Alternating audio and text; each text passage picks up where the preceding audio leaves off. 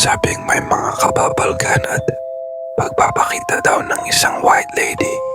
Ngayong gabi, susubukan nating pasukin at alamin kung ano nga ba ang meron dito.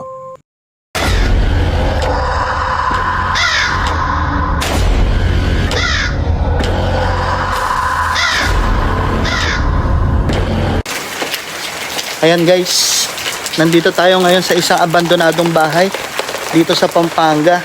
Yan, sakto umuulan. Tingnan nyo guys, umuulan. Grabe. Ito guys, papasok na tayo. Kaso yung daan sa likod. Pero unahin na natin tong likod. Ito yung makikita sa likod guys. Ano to? Uy.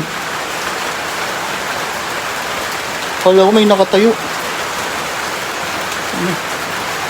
Pero yung ano dito guys, tignan nyo. Nandito pa yung ano, kalan. Yung kalan nila yung ano, diuling.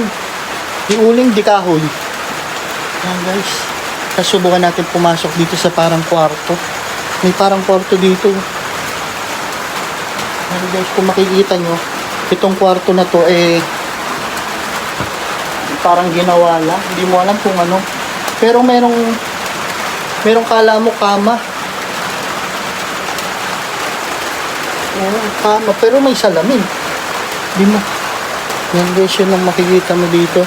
Ngayon guys, pupunta na tayo sa pinaka bahay. Grabe, umuulan talaga oh. Umuulan. Nababasa. Yan guys, itong papasok, ayun, tumutulo pa sa loob guys. Makikita nyo. Ang basag na bo. Ang baho, ano yun? Parang amoy patay. Hindi, patay na daga. Guys, ang kwento dito ay meron daw nagpapakita. Lagi daw meron silang nakikitang nakatayo dito. Malapit sa ano, sa bintana. Yan. Ito yung kabuuan ng bahay. Maliit lang siya. Matagal na siyang abandonado. Yan, makikita niyo pa dito yung mga pinagkalatan. Meron pang upuan. Andito pa yung parang cabinet. Meron pang nakakatakot na figurine dun. Siguro guys, pasukin muna natin itong unang kwarto sa harapan. May kama pa dito guys. Ay, hindi ako kasya. May kama pa dito.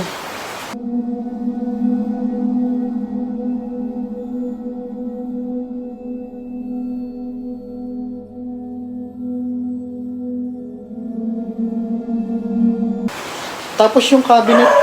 Ay, may aso. Yung cabinet guys, ano na, marupok na. Inaanay na siya.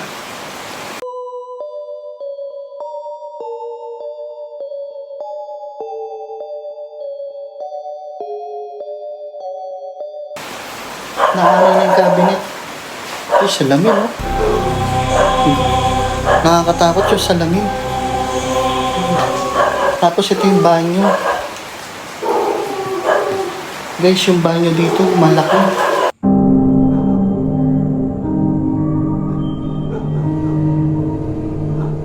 Yan.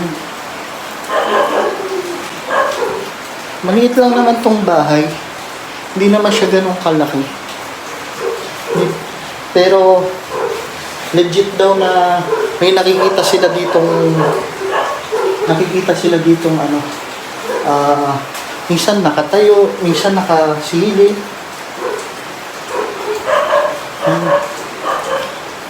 Babae daw ang nakikita nila dito. Pero titignan natin guys. Mamaya subukan nating ngayon na kaya? Mamaya na lang. Yan guys. Tapos dito sa pangalawang kwarto, ang una mong makikita, itong parang computer.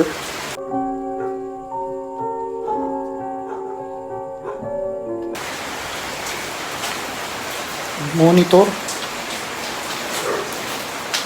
Tapos ang daming kalat oh. Parang pinagana ng mga basura. Guys.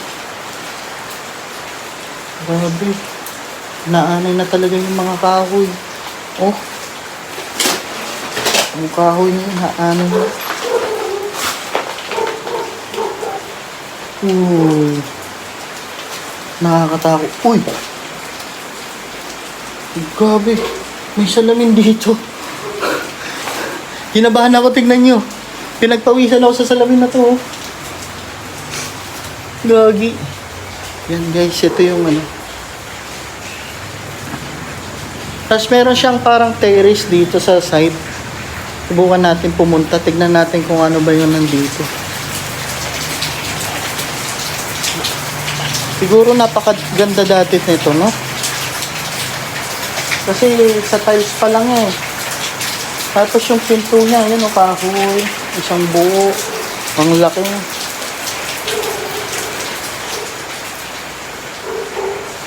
Tapos ito yung harap. Sa likod kami dumaan kasi daw. Sarado na kasi yung harap. Uy.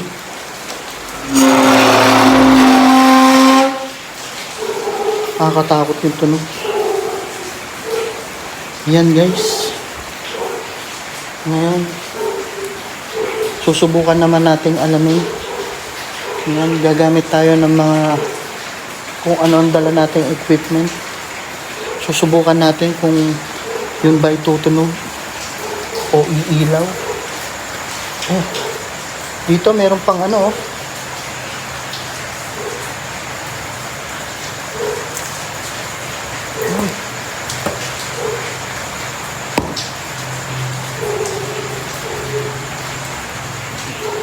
Nakakatakot dito. Iba yung pakiramdam dito. Kahit ganito lang siya kaliit guys. Akala mo merong kung ano man sa likod mo. Ayan. Yan. Subukan nating mag-ano dito. Aha. Ayan, may cabinet. May banyo. Yan.